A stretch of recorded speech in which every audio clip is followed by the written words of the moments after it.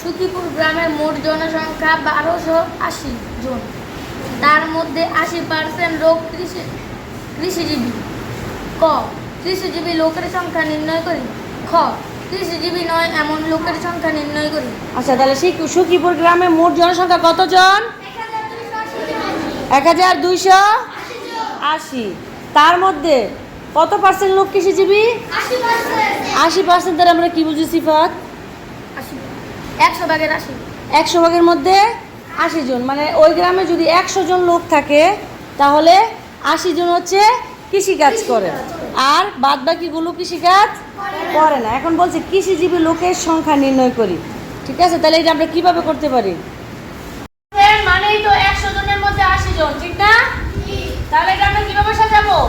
100 জনের মধ্যে কৃষিজীবী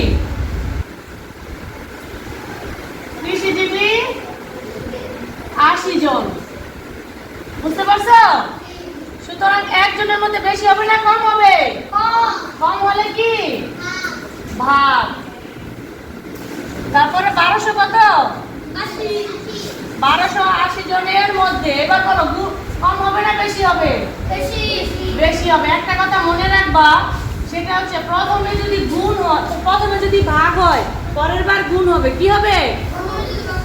প্রথমে যদি গুণ ভাগ হয় পরের বার গুণ হবে। গুণ হলে উপরে লিখতে হবে, আর ভাগ হলে কোথায় লিখতে হবে? নিচে লিখতে হবে। এখন আমরা কাটাকাটি করি, এই শূন্য এই শূন্য, ঠিক আছে? এই শূন্য এই শূন্য কাটাকাটি করলে থাকে কত? 128 আর 8। এটা যদি গুণ করি 8 8 64 4 এত থাকে 6 8 2 16 8 6 22 22 এ 2 এত থাকে 2 8 এ 8 আর 2 10 জন কৃষিজীবী। বুঝতে পারছো?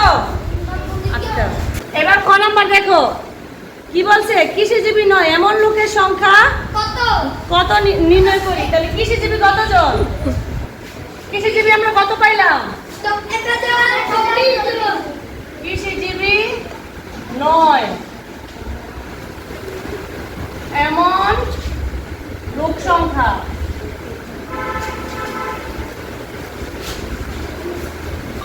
কৃষিজীবী ছিল কতজন? টোটাল গ্রামের টোটাল কত ছিল? 1280। আর কৃষিজীবী ছিল কত? 1024। ঠিক আছে, তাহলে এখন কি করবো? টোটাল লোক সংখ্যা থেকে কৃষিজীবী বাদ দিলে তো বের হবে যে কারা লোক, মানে কারা কৃষিজীবী না। বের হবে না?